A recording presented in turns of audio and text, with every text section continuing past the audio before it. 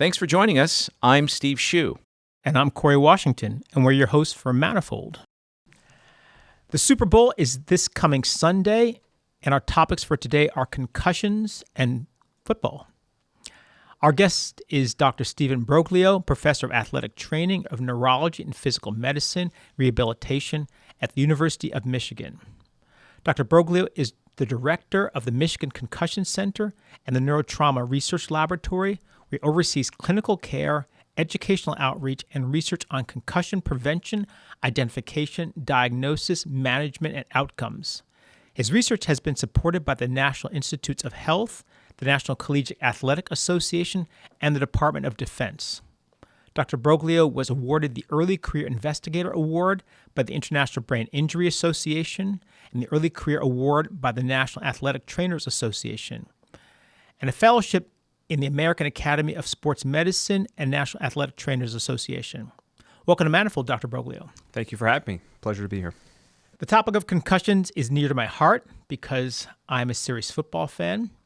I played football as a kid. I also care about the well-being of the players, and I'm sure that many of our listeners are in exactly the same situation.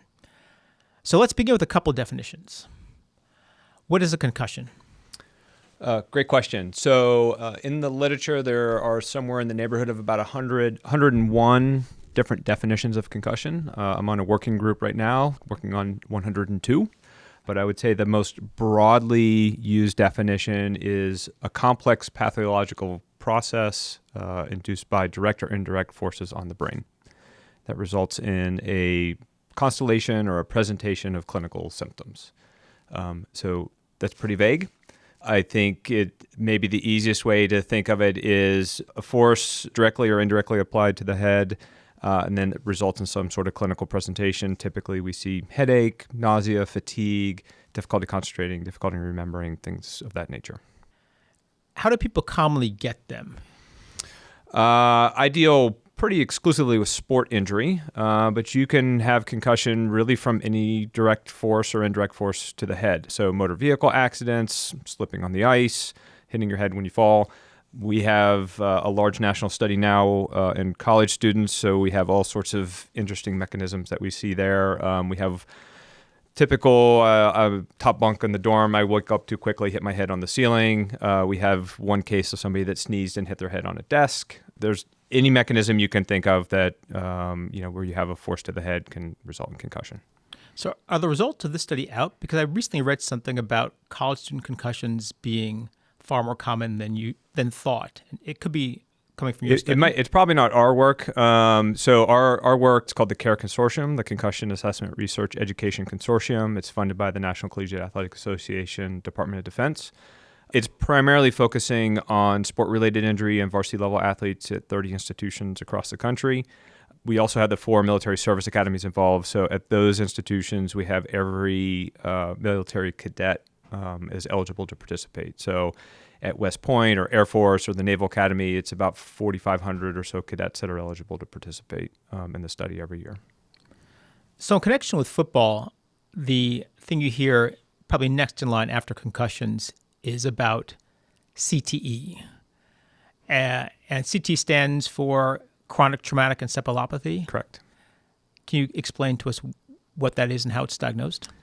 So CTE is actually, if we look back in the literature, we kind of give a retrospective look at the literature. It was first identified around 1928 by Harrison Martland. He was a pathologist in New Jersey, and he really described the clinical presentation of what we now think to be CTE in retired boxers. And so he identified memory impairment or memory issues. There's a term called punch drunk, right? Exactly. And so so it's these memory impairments and some motor control issues, and he's the one that first came up with the term punch drunk. Maybe about 10 or 15 years after that, then maybe a better name or more scientific name was developed, dementia pugilistica. It's the same thing. It's just kind of a different term. And then in the 70s, the kind of the pathology of the disease was first identified. So we've gone from kind of clinical presentation in the 1928 or so. I think 1973 was this pathology was identified. And it is these irregular protein deposits in the brain that were, at the time, they were associated with boxing, but nobody really understood why they were there. They were just, these are former boxers. They have this issue. Was it known to be tau at the time? That's a good question. I don't know. I'd have to go back and look at that paper from 73. It's been quite some time since I've looked at it. Then in 2005, the first what we call modern CTE case was identified. And this is the Benedamalu in Pittsburgh. He was the pathologist for Allegheny County. And this is the autopsy of Mike Webster. And this is the story, the concussion movie. This is kind of what that story is based on. And that was kind of the first modern CTE case where in that paper, he didn't directly say football caused these protein deposits and then the issues that Mike Webster was having. He just said, I had a former football player. We found these protein deposits. They may be related, but you need more study. So that was 2005, and then that kind of spawned this modern era of research, largely run by the Boston University group. They've kind of been on the front of it. They've published a series of case studies. I think their most recent paper was 110 or 111 NFL participants, former NFL players, and they identified CTE, I think, in 110 out of the 111. And so you commonly will hear 99% of former NFL players have CTE. There's a few caveats to that. So one is you can only diagnose CTE post-mortem. There is no way to diagnose it in the living. So that's something I'd like to get into because I heard that there's a potential diagnostic tool that can be done while you're still upright. Correct. So there are people that are working on it. There is a technique called PET imaging, positron electronic topography. And basically what they do is they'll inject a radioactive dye into you. The dye will kind of cling to these protein deposits in the brain, and then you do an imaging scan and kind of look for areas in the brain that are lighting up. It's not refined enough to be diagnostic yet, but people are working towards that. So it's kind of in the research stages, but my sense is that probably within 10 to 15 years that we'll have some sort of in vivo diagnostic technique for individuals. My impression of the 2005 paper is not only did it sort of direct attention at football, but it actually raised the question of how many other sports are people really subject to this risk for. For a long time, we thought it was just boxing. If you Correct. stayed away from boxing, you're okay, but it doesn't really look like that anymore. Right. So it definitely shifted the focus off of boxing onto football, but some of the work out of Boston, they've identified CTE in, I'm trying to remember some of the cases, former professional wrestlers, former soccer athletes, ice hockey athletes. This is not a joke. I believe there was a former circus clown that got shot out of a cannon. That was kind of his job. But it's this repeated force to the head that causes this damage. And quite sadly, domestic violence. People that have long histories of domestic violence, I think there's a couple of reported cases of that as well.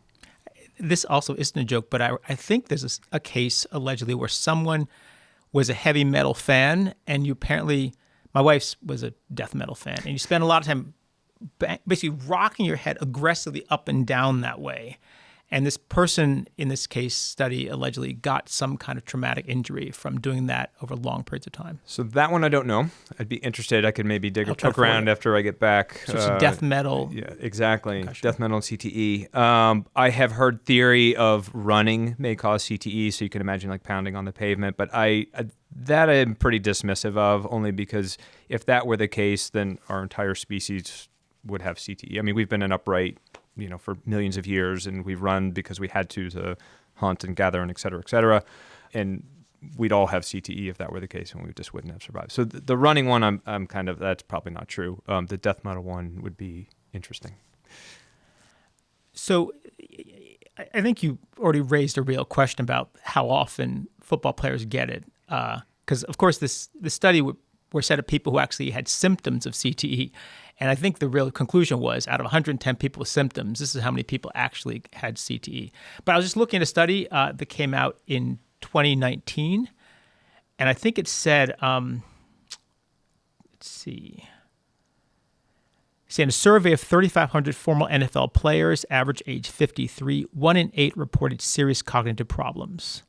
That compares to about 2% of the U.S. population. And it was more common in people who played 10 or more seasons, about 12.6% versus 5.8%. Risk rose with seasons played, and every 5 seasons of play was associated with a nearly 20% increased risk. Right. So I am of the belief that CTE it is a thing. What I don't know is what is the true incidence. So I do not believe it is 99% of NFL athletes, and I place NFL athletes as the world's most at-risk population. Typically they have very long careers. If you think about starting as maybe a middle school or even younger, playing through high school, 3 or 4 years of college, depending on how long they play for. Careers in the league are pretty short, but it's a lot of exposure over a number of years. And I cannot think of another sport where the number of head impacts with and without concussion is equivalent to that. Even boxing in the modern era, at least, they're not exposed to that many, the same volume of head impacts as a football player. So, I think probably this 1 in 8, kind of just my intuitive guess is, if the highest rate is probably in the 15, 20, maybe 25% range of that NFL group. And that's just my intuition. I don't have any data to back it up. Nobody has ever done an epidemiological study of NFL athletes or former college athletes or former high school athletes to understand what the epidemiology is of CTE, but I seriously doubt it is 99%. My, again, untutored impression is that these kind of injuries look like they're continuous. It seems like you could go anywhere from having more or less a perfect brain to have a severely compromised brain and everything in between. So I'm really skeptical about having an artificial cutoff, saying this person has CTE or cognitive impairment according to some definition. If it just seems like numbers of concussions increase by counts, it seems plausible that you could simply have a continuum of cognitive impairments in football players. In other words, choosing to count by finding the number of people who are above a certain arbitrary threshold. So it seems that there could be risk all the way down from like one concussion. So the one thing I should clarify is I think the original argument that Amalu put forward and stayed around for a number of years was it was concussion that caused CTE. I think now the thinking is it is probably head impact exposure with and without concussion. Which is even more continuous, right? Because these are correct, absolutely constant during football. Right. So if you look at a high school athlete, I think the average, we've done some work in this space looking at just exposure to head impacts in high school athletes, and the average is about 650 impacts in a season. But the span is pretty large. It can be anything from 2 impacts in your place kicker, your punter, all the way up to 2,000, 2,200 on, I think we had a defensive end or something that had some crazy number of head impacts. So 650 is the average, just as kind of a ballpark figure. The collegiate athletes are a little bit higher than that. They play longer seasons. They have longer preseason. They have more games through the regular season. And the NFL, I have not seen any good data on the NFL to understand what their exposure is like. No one's been able to kind of capture that. But they are actually very proactive in limiting the number of contact practices per week. I don't know. I can't remember what the current CBA says, but I think it's 1 or less contact practices per week for NFL. And then I think the CBA is coming up pretty soon. So that may or may not change, but that was I know that was added into the last agreement. I think, as I recall, Ivy League schools banned contact practices. So Ivy League schools, largely based on the work that Dartmouth was doing, they did ban contact practices. Obviously, games are games, and so some of that is injury prevention overall, trying to reduce concussion. Some of it is if our first-string players aren't injured during the week, then we can put them on the field on Saturday and we stand a better chance of winning. This is what Dartmouth did. But I think they went on to win the Ivy League championship that year that they implemented it, and then it kind of got rolled out on a larger scale. Interesting. Only after it was shown not to impair win percentage. So a lot of things kind of work that way, right? Where somebody tries it and they do better or the same, and then but not better on the same on lack of head injuries. Better on the same on winning games. On performance, correct? Yeah. You mentioned some of the positions that had higher and low levels of contact. So in the study I quoted, they found that kickers, punters, and quarterbacks had the fewest concussion symptoms in the NFL, followed by wide receivers, defensive backs, linemen, and tight ends. Running backs, linebackers, and special teams players had the most. So that would roughly parallel the work that we did at the high school level. So quarterbacks are protected during the week, so they don't get a lot of exposure during practices, obviously, and even during games. They, unless there's a sack or something, they don't get hit that much. Your skill players, so your receivers, your defensive backs, tend to be less as far as total number of impacts. The difference being is when they get hit, they're typically going full speed, and so the magnitude of that impact is higher. But the total numbers, the skill players are kind of that next in line. Then you actually go to running backs, tight ends. They're kind of at the next level, and then the linemen are the ones that are every play they're making contact, typically making contact with the head, and they have the highest total exposure. So what you're telling me, I'm not sure which study that is, but what you're telling me tends to line up with what we see at the high school level. And Mike Webster, the first case, was a lineman, as I recall. I think he was a center. I don't really remember. I think he was a center, but yes. Pittsburgh Steelers. He was a Steeler, that I know, yeah. Yeah, I think he was a center. Yeah. So I do recall people learning that it's a lot of these small contacts that often can lead to problems, but it seems like it's sort of a quantitative phenomena, right? Can we say that there are definitely many more small hits than there are large hits, but presumably each large hit is worse than individual small hit, and so it seems like you can't simply discount these large hits because they could do severe damage. Correct. So yeah, I think you're totally right, and so I don't have any science that can back up what you. I agree with what you just said. I don't have any science that can back it up, but intuitively, I would agree with you that a bunch of little hits, and I'm just going to make up a number. Maybe 10 little hits is equal to one big hit, but even little hits come across the spectrum. We see some of our data. We'll see. I think the average acceleration for a head impact at the high school level is about 25 G. But that spans anything from 15 G up to, we have impact data of 100 G and there's no concussion. Wow. Or we'll see, and this is where it gets complicated from a diagnostic standpoint. We'll see, let's say I have 100 G impact, no concussion. You get 100 G impact, that's a concussion. Or I get 100 G impact today, no concussion, but I get an 80 G impact next week, concussion. And so one of the challenges we've tried to understand from diagnostics and understanding the injury is like why. Clearly, person-to-person variance makes sense. That's just we're variable, but why even me today, me tomorrow is a different metric. One theory I heard was that it partly depends on whether you're prepared for the hit or not. And is there evidence for that? Presumably, you can brace yourself if something's coming. But that's supposed to be a bad thing, actually, if you're in an auto accident. So maybe you could clarify that. Mixed martial arts would tell you the same thing. But the data that we have is if you know the impact is coming, you can tighten the neck down. And I don't want to get too much physics with your audience, but no, please do. Okay, jump into it. So you basically have a larger effective mass. So the force that's being imparted upon you from the opposing player, they have to move more weight, right? So if everybody remembers Jerry Maguire, the human head weighs 8 pounds, which isn't quite right. But, if I can tighten my neck down and I can have my head and body function as one unit, so now, you're moving, let's say, 200 pounds and not 8 pounds. And so that's why it's better to get hit when you're in a car than on a bicycle. Exactly. Now, when I talk about the G's of acceleration that we've measured, this is all post-impact acceleration. So whether they brace or not, we don't know, but we're measuring what the head is doing after the impact occurs. Yeah, you can imagine mechanically you get 100 G, but maybe the angle of exactly how your brain sloshes makes a difference, right? So right. You could have a lot of variance. Yeah, so great point. So there's a lot of discussion around what causes, what part of the impact what causes a concussion, whether it's the linear acceleration or it's the rotational acceleration. The animal model and some of the computer modeling would suggest that it's the rotational accelerations that actually causes a concussion, not so much the linear forces. But they're so tightly linked one to the other that I think the correlations are 0.98, 0.99, something like that, that we talk a lot about linear accelerations. It's just conceptually easier for myself included to handle.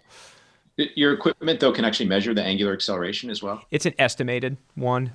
We've pushed the manufacturers to put in, so it's a 6 single-axis accelerometer. Let's stop. Sorry. No, seriously. Stop and describe what you've got inside helmets what it measures. Yeah, so so unfortunately it's a football-only system, but it does give us a lot of good information. But it's a 6 single-axis accelerometer system that estimates center of mass motion.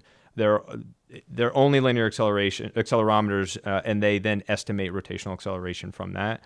We've tried to get them to put in gyroscopes. When the system first came out, gyroscopes were cost prohibitive. Obviously now they're not, but basically the company has said it's just not worth our investment. Kind of what we think we'll get on the return.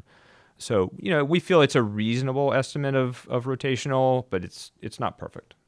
So, Have you observed any gender differences in your studies? Because you're focusing just on football, I guess. But, there's, from my small understanding of the literature, young girls seem to be at higher risk of concussion than boys. It's probably thought that maybe because they have weaker neck muscles, and so their head gets accelerated when boys doesn't. Is that total BS? Yeah, no, it's part of it. So our national study is actually every varsity athlete at the institutions that are participating are eligible. So we have our overall sample is about 40% women, but at the academies, because we have the cadets involved, which are very heavy male, it kind of brings down our overall average. But if you look at just NCAA athletes, it's basically 50-50 male-female.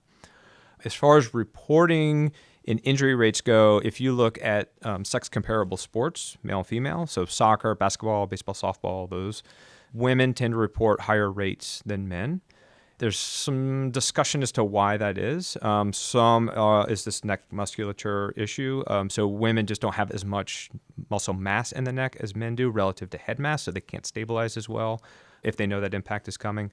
There is some early data to suggest that at various points during the menstrual cycle, women may be more susceptible.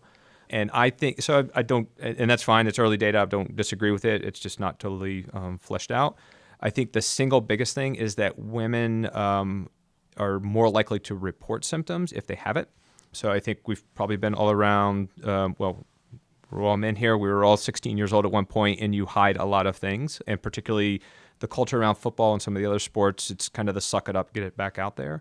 I think the culture around concussion has changed a lot in the last 10 years for the better, but it is still there.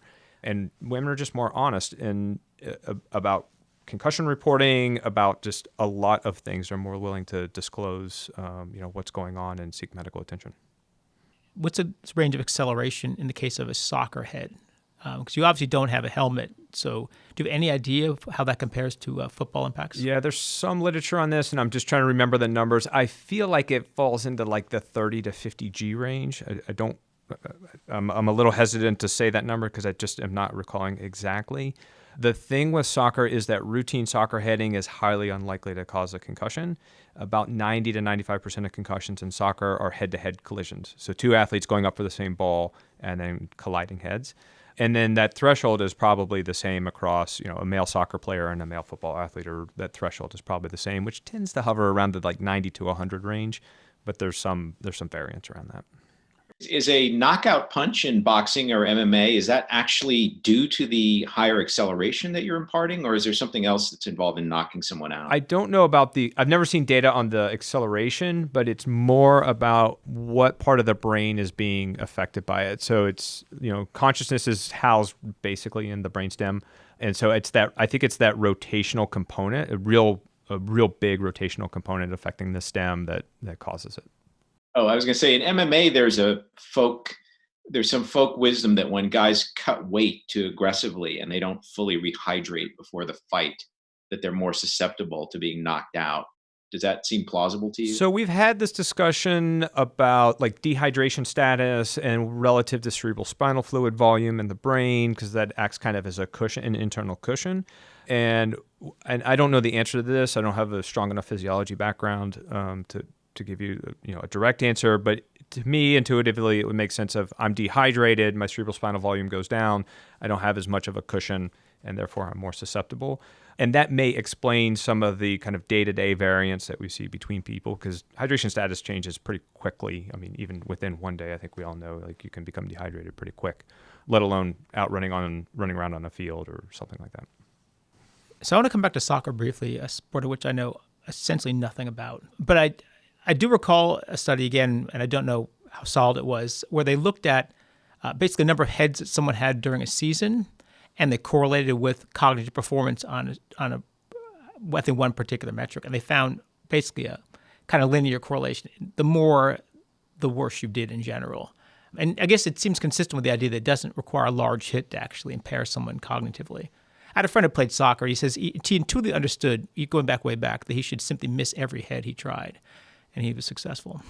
So I don't know that study. I can tell you, like, we've done a series of studies in football athletes where we look at preseason to postseason performance, our group as well as other groups, and the findings are pretty mixed. I would say the only consistent thing that we see is, well, maybe let's just say, ability to perform a memory task preseason to postseason. That doesn't change, but you may find some subclinical changes on an MRI or a DTI scan. What I would tell your audience, though, is that just because we can measure something doesn't mean it means something. And the analogy I always give is, somebody may have gone to McDonald's for lunch today, you eat that Big Mac, your blood lipids spike, it doesn't mean you're going to have a heart attack tonight. And so the body is incredible at kind of adapting and repairing. And just because that change is there doesn't mean there's, anything to it that you need to worry about. But there's huge uncertainty. There's a lot of uncertainty right now. There's a lot of questions that we don't have answers to, but there's a lot of people working at it really hard to try to figure it out. So when your neighbor comes to you for advice about whether their kid should play soccer or football, say in high school, what do you say to them? I think I would say it is a conversation for the parent and the child. And if it fits the child's personality and the kid wants to play, then I say it's fine. I think I'll just give a perfect example. My nephew, who is, I think he'll be 16 in a couple weeks, he wanted to play football a couple years ago, but he is, if he's 5'6", and he might be 100 pounds.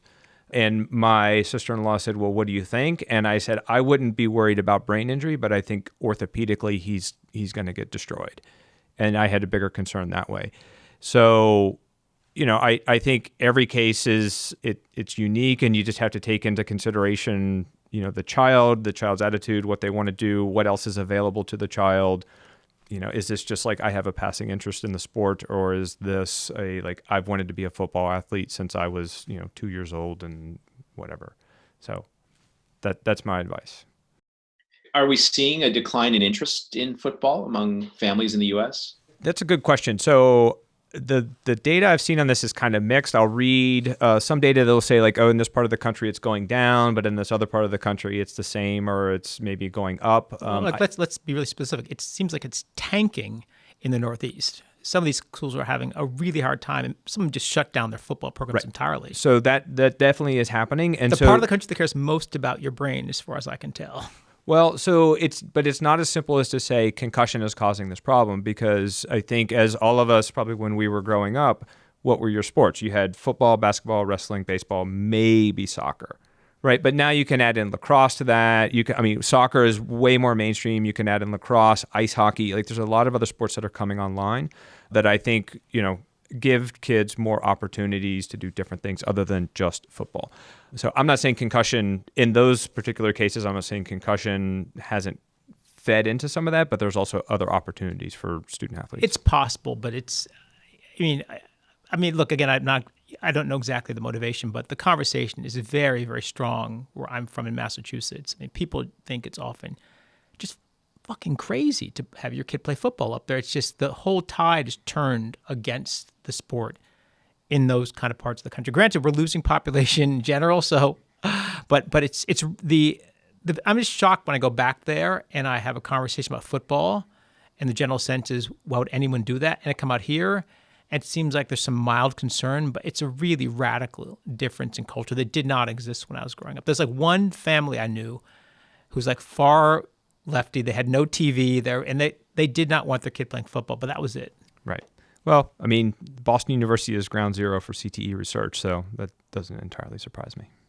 I wonder whether, in the Ivies, I guess, are they down to, I think did we say one contact day a week? I think they're none. I think the Ivies are non-contact all the time. The NFL is one contact a week, I believe. Wow. I got to imagine most of these Ivy players, their skills probably decay while they're in college. Can they actually tackle as well when they're seniors as when they were seniors in high school with zero contact practices? Well, so I think when we say it's zero contact practice, it's zero contact to the ground. They still do tackling drills. So Dartmouth has been actually very progressive in this space. They have these robots. They're like tackling dummies on wheels that are remote control.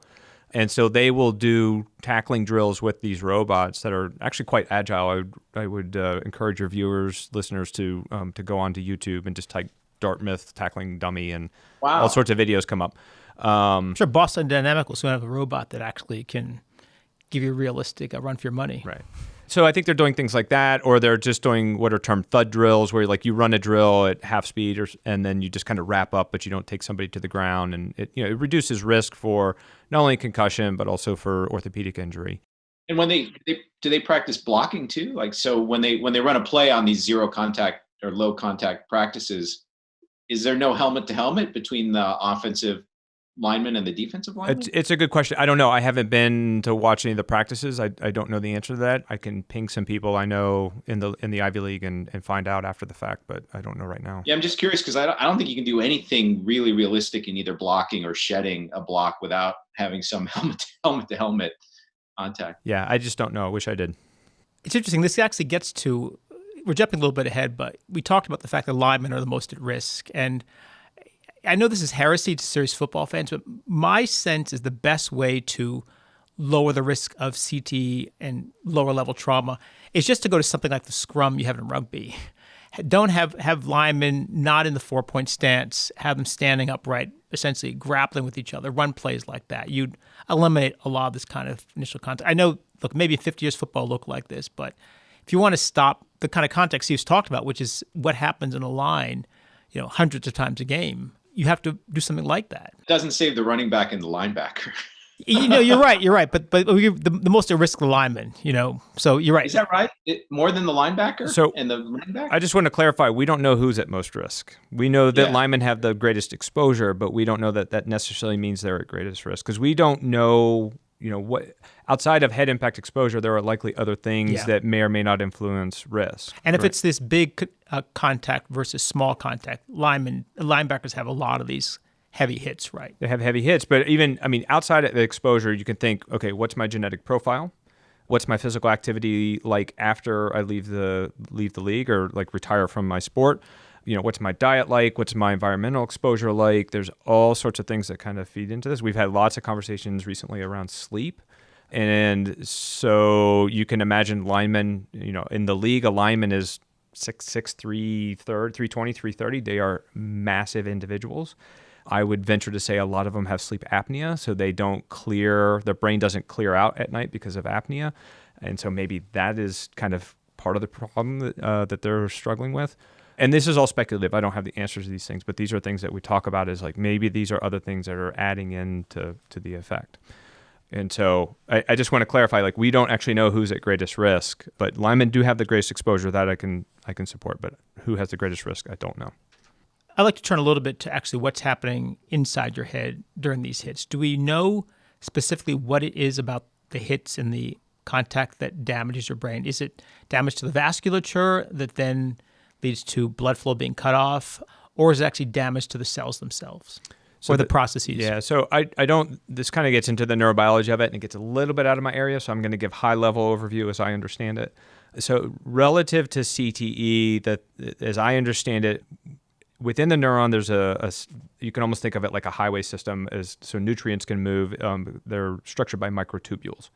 And those microtubules are structurally supported by tau protein. So we all have tau protein in our brains naturally. It's there for a good reason.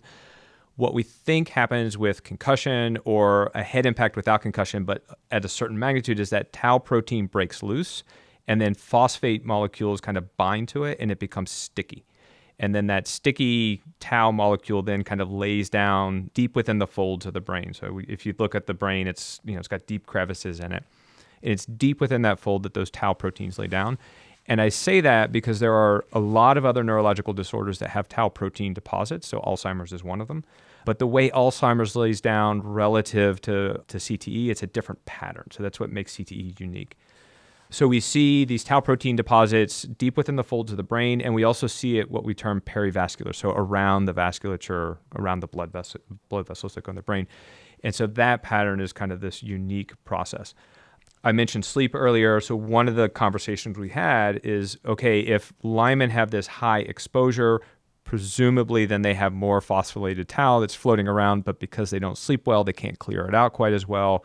Maybe that kind of accelerates the process. This is all just theory and kind of conversations that we have. But this kind of goes to it's probably more than just I got hit in the head a bunch of times. It's other things that are going on. And this comes back to the emerging research on the value of sleep.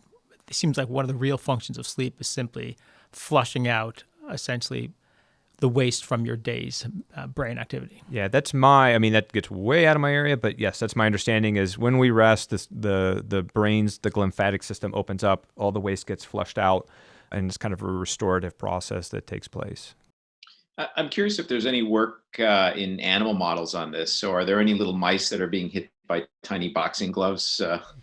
Maybe not boxing gloves, but Bill Meehan in Boston, he's done some work with this, and I don't know his work incredibly well, but people do use animal models because it's nice, and you can sacrifice the animal at the end of the experiment and look and kind of see what's going on.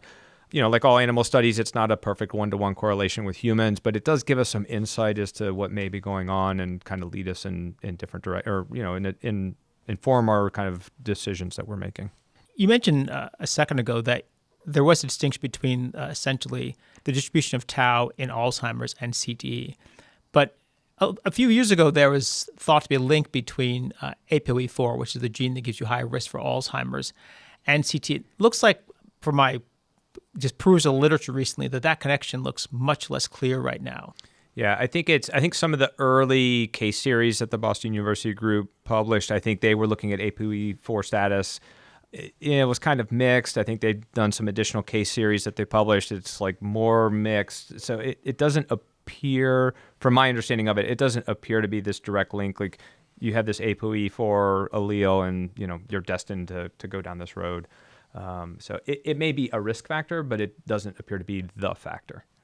So I'm curious now, I want to hop into a little bit of discussion of prevention treatment, but when you watch a football game, what's going through your head having studied this intensively? What do you see that the rest of us are probably not paying attention to? I'll be quite honest, I'm not a football fan, and that's not because of what I do. I just never have been. Okay. If you're strapped into a chair and your eyelids were forced open, you had to look at a football game, what would you think you might see? I enjoy it for kind of the athleticism. Some of the ability, I'm an athletic trainer by trade, so I've spent time on a sideline, and some of the things that the athletes do is just incredible, the speeds that they can do it. So I enjoy it for kind of what they can do for sport being sport.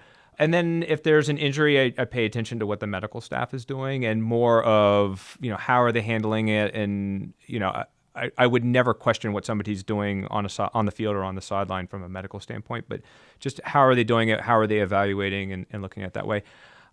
I would say I don't have a moral issue with the sport of football. I think it can be improved and made safer, but I think the game of football has been made safer since the day it was started.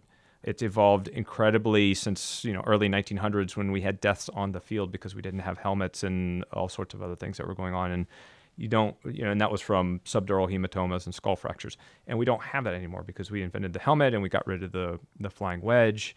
And so the game will evolve as the game has always evolved, but we need sound science to make informed decisions to make that happen. Corey, you're always on me for why I don't like the NFL. I used to watch both college and pro football, but now I can't be bothered to watch pro football, but I still like college football. And one factor, it's not the main factor, but one factor is when it's the NFL, it's older guys. And when I see the collisions and the hits they're taking, I do think about the health impacts for those guys later on in their life. It's a little easier to ignore that when they're 18-year-old kids. But that is one of the reasons why I just don't like watching the NFL that much. That's incredibly honest, Steve. It's sort of your kind of denial accounts for your love of college football. You mean denial that the younger guys are getting injured? Yeah, and that's going to last longer, because they got longer lives ahead of them. Well, I don't know, actually. Maybe the guys who play college and then don't make it in the pros, maybe their probability of having these brain problems later in life is not that high, right? It probably isn't. That's right. Yeah, so only some small fraction of the guys playing on the college game are probably destined to have this problem, right?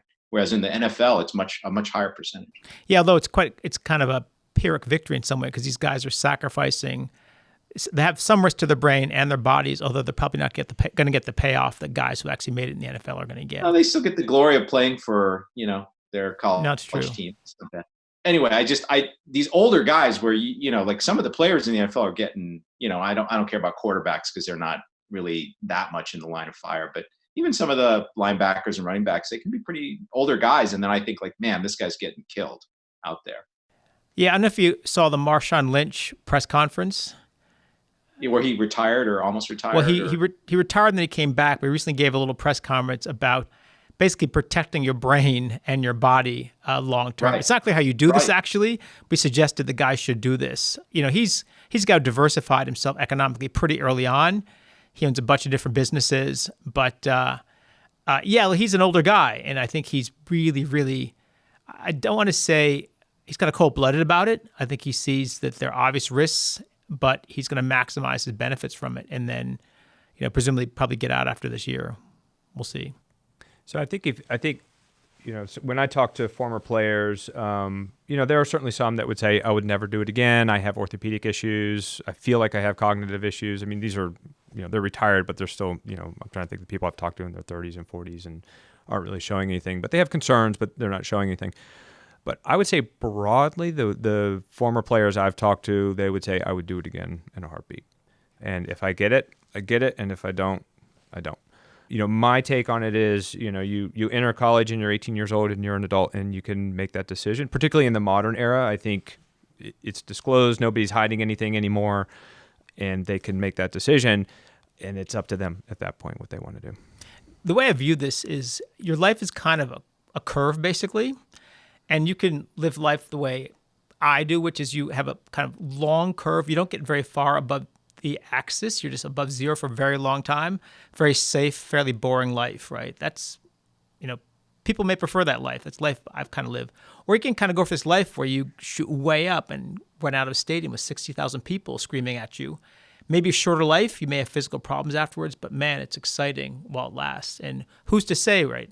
Yeah, who's to judge, right? Who's to judge? But the one thing I would say is people should be informed of the risks, right? If we know them, right? Yeah, I mean, I fully, I think the league in particular, I think they were in denial mode. I think there's some question around some of the science that they were publishing in the late 90s, early 2000s. I would say that after that group of scientists kind of got dismissed and that committee got reformed, I would say of the professional organizations, the NFL has been the most proactive. They donate the most money for research, and they are trying things in an informed way, right? So, changing kickoff rules and trying to work with the athletes with, one contact practice a week and things like that.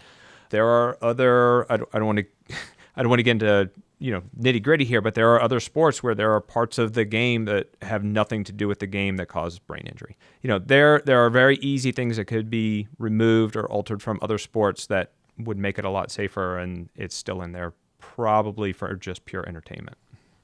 So I want to talk a little bit about what's happened in football the last couple of years to try to make it safer. So helmets are better, but I don't know how. Can you explain to us the ways in which helmets have changed? Sure. So, I mean, I think we all know the original helmets were leather. They were implemented in the 30s. I think in one year there were 13 or 14, this is in the 20s, there were 13 or 14 on-field deaths from skull fracture and bleeds. Teddy Roosevelt at the time got the Ivy League presidents together and said, figure out a way to fix this or I'm banning the game. And that group, that commission, actually eventually is what became the NCAA to protect student athletes. So the leather helmet was invented, I think, shortly after World War II. We had kind of the suspension style. Plastics were coming around, so we had the hard shell. You actually see an increase in C-spine injury at that point because you could go in head first with a hard shell helmet.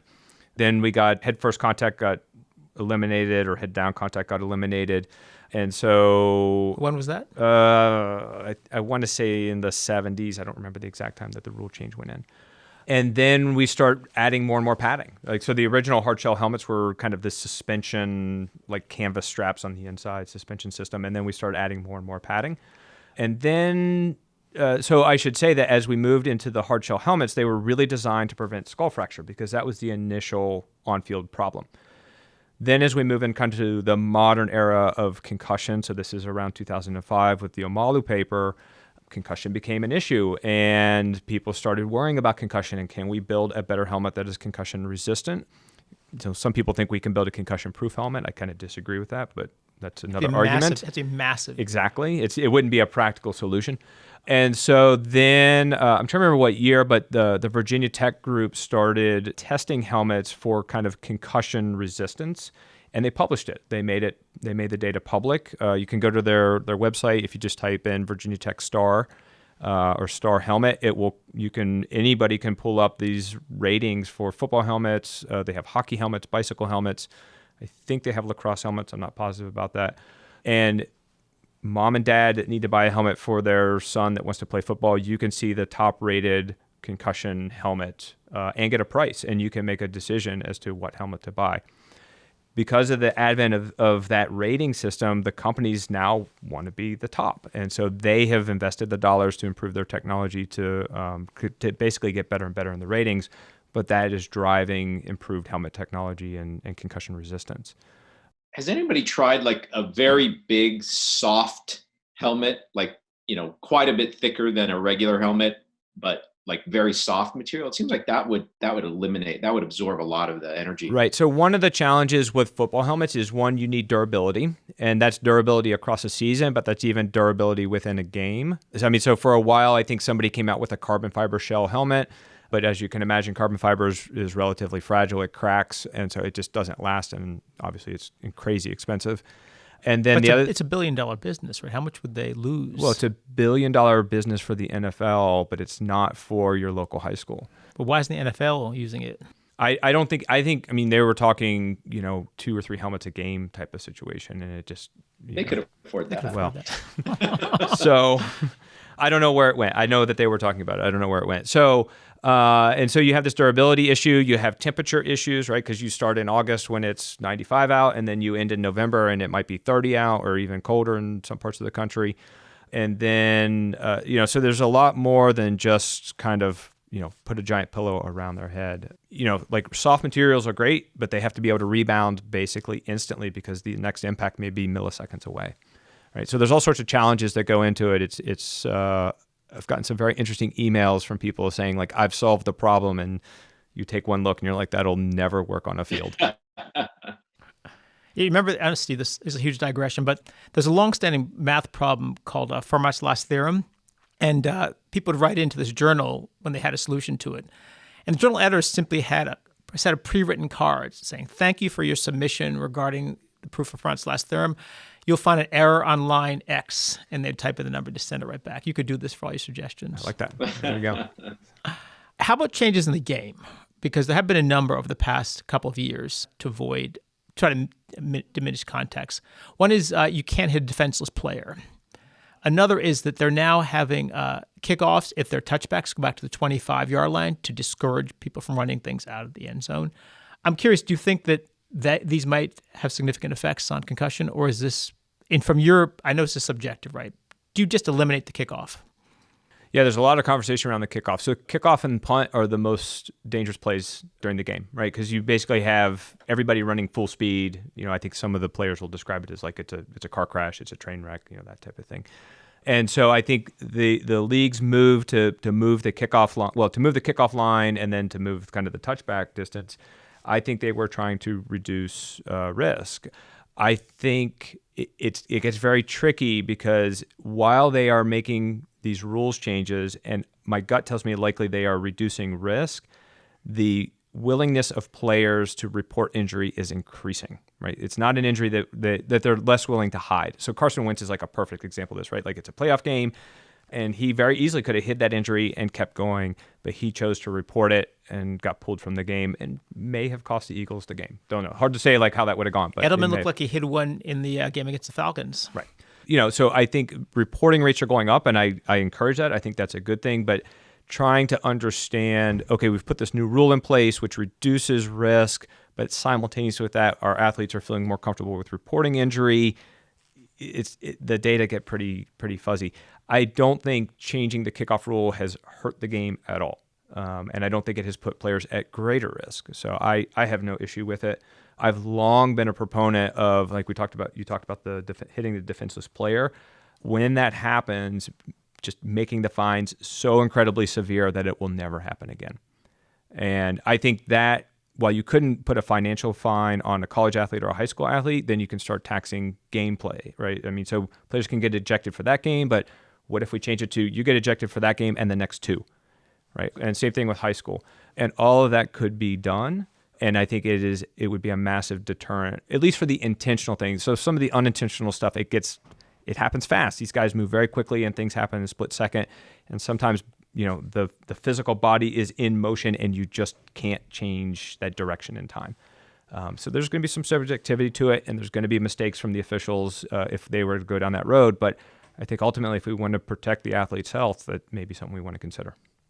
Seems like the Ohio State Clemson game where I think the Ohio State D-back got ejected, which for what I thought was like, unintentional. I mean, he came in with the crown, but was pretty clean and unintentional, and he just got ejected. It seemed like, that could have cost Ohio State the national championship. So. Yeah, it's always difficult. I mean, I think I'm trying to remember that one in particular, and it's not coming to mind, but I know I've seen other times where the offensive player will catch the ball, the defensive player is coming in and sees the defensive player coming, and they kind of tighten down, and they almost lower themselves into the line of fire, and then, the penalty goes to the defensive player. So, and that's where the subjectivity, I think, is there's going to be mistakes there until we can figure out a way to make it fully objective. But I think ultimately, it will, in my idea, somebody may say, well, that's ridiculous because, and it's something I haven't thought of. But if we go down this road, I think it's a way that we can try to reduce at least the intentional ones.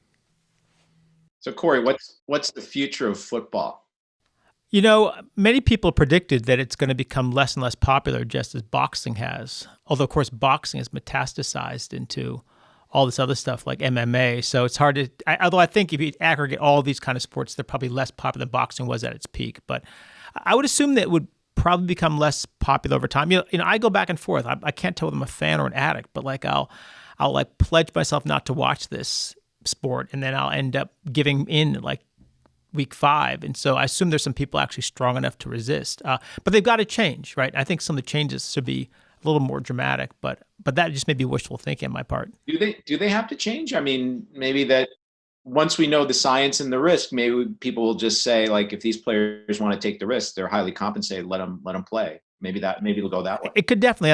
I think it may be wishful thinking. I mean, not that I really have a certain stake in this, but yeah, you're right. Look, NFL is incredibly profitable, and it may be as profitable as ever. So, although I think these certain parts of the country are turning on football, the rest of the country is not, and they're expanding across borders. So, yeah, maybe it'll just be something that people allow there's a certain risk to, and will enjoy the game and enjoy watching people take it.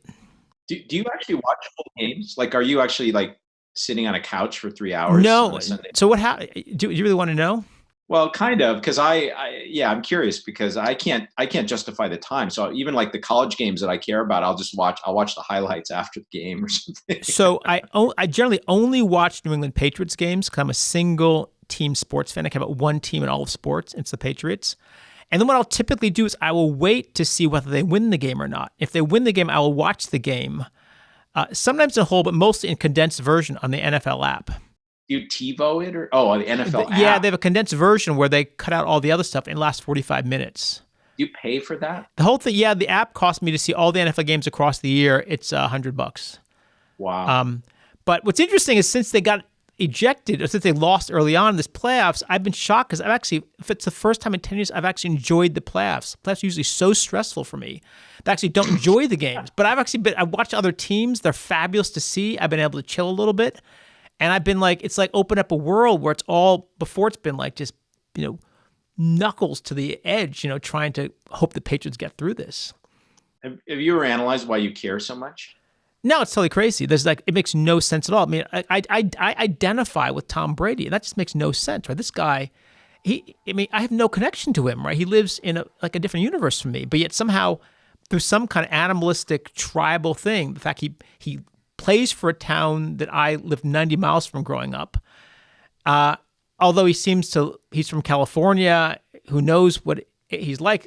Somehow it's been imprinted on me that I'm attached to this. But you were a Patriots fan before he showed up. Yeah, right? yeah. I was a Patriots fan through all the rough years. Right? I was there when they got blown out 45-10 by the Bears in '86. I was in Nicaragua listening on Armed Forces Radio when that happened. I listened to the whole thing. Super Bowl shuffle. Yeah, it was bad news. I think you're a Brady fan Wow. because he's a Michigan grad. I think That's right. the- So I have to say, in every part of the country, the Patriots are the most hated team in sports. But this is one of the few areas where you can actually covertly be a Patriots fan. I've said, look, wearing a Patriots hat around here is kind of like wearing a MAGA hat. That you have the same kind of reaction to it. Like I had one my dad sent me, and I wore it for like a day, and I'll never take that thing out again. You just get this real kind of negative vibe, even here. But so let's turn. We're almost at the end of our time. I'd like to come to treatment because that's something on which I think there's been a fair amount of change. So I can't remember before they just told you to sit in a dark room, and now they take a more proactive approach. I should say that. I mean, you actually, since you're in this field. Yeah, no, you've pretty much summarized it. I don't think I have anything else to add. No. Yeah, so certainly probably 10 years or so ago, the recommendation was kind of this idea of cocoon therapy. So totally shut somebody down, dark room, no computers, no TV, no texting, no nothing. The idea being is you wanted the body or the brain to have full access to everything it had so it could kind of recover. And what turned out to happen was that when you isolate somebody, then you actually start to increase symptoms that are unrelated to the concussion. And particularly if you have a student athlete who is falling behind with school, particularly like a type A student athlete, they're falling behind with school, they feel excluded from their team, they get all of these kind of symptoms that are associated with isolation and not related to the concussion. So as the concussion symptoms come down, these isolation symptoms go up, and then disentangling that as a clinician becomes crazy hard.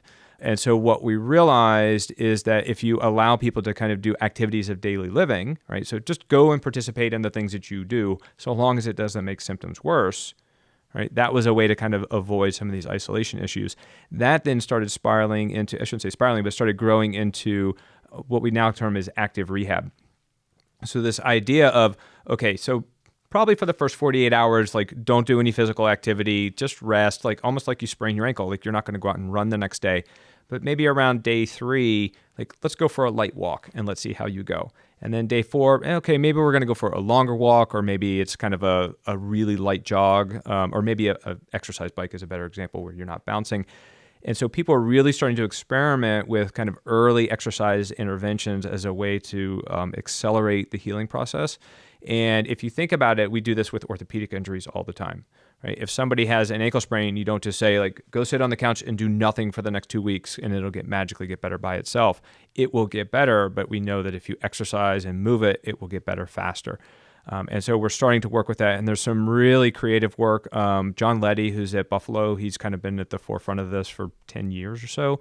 And John, a registered Mahalik at North Carolina, she's doing some really cool stuff where she does physical activity combined with cognitive tasks. So she'll have people on an exercise bike doing math problems or doing like memory tasks and things like that. So she's really starting to kind of push the envelope with it and trying to get people back faster, but in a safe way. It's not all about just speed. But it's also kind of doing this in a safe way. The other thing that has happened in over the last 10 years is there's been this standardized return to play protocol. And this is a 5 or 6 step process where over time, once the athlete can get through a full day of school and they can go for a jog, as we start to ramp up their kind of sport specific activity. So you can imagine with soccer, it starts off with some dribbling and then it's some passing, and then maybe we do some controlled heading, and then we do a controlled practice, and then we do an unrestricted practice, and we're like, okay, you're ready to go.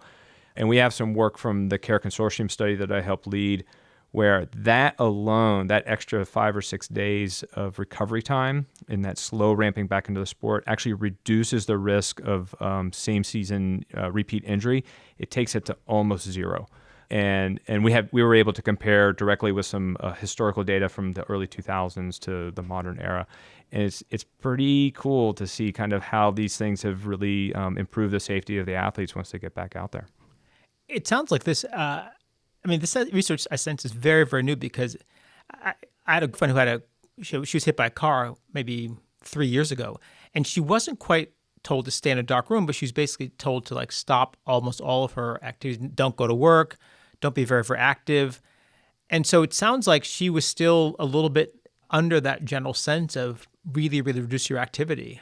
So this hasn't quite spread out, or if it's spread out very, very recently? Yeah, it's probably not mainstream yet. And so one of the things at the Concussion Center at Michigan, like we're really pushing our outreach efforts because we want to make sure that this type of information, amongst other things that we're doing, it gets pushed out. And so the clinicians, the physicians, the nurses, the athletic trainers, the physical therapists, so they have access to cutting edge information, and they can help your friend or they can help somebody's child that has an injury, because it's moving fast. I mean, you quoted a couple studies today that I was like, oh, I got to go back and look. I don't remember. I haven't heard of that one. And I'm in this is what I do all day, every day. And even I can't keep up with everything that's coming out so fast. So when you think of a primary care physician where concussion is just one sliver of what they do, it even gets harder for them. So we're doing the best we can to get the information out there. Steve Shu, any other questions? No, it's been great chatting with you. I'm sorry I wasn't in the room to meet you in person. Well, I enjoyed it thoroughly. I'm glad you're able to dial in and chat with us. Steve Broglio, thanks for coming. My pleasure. Thanks for having me.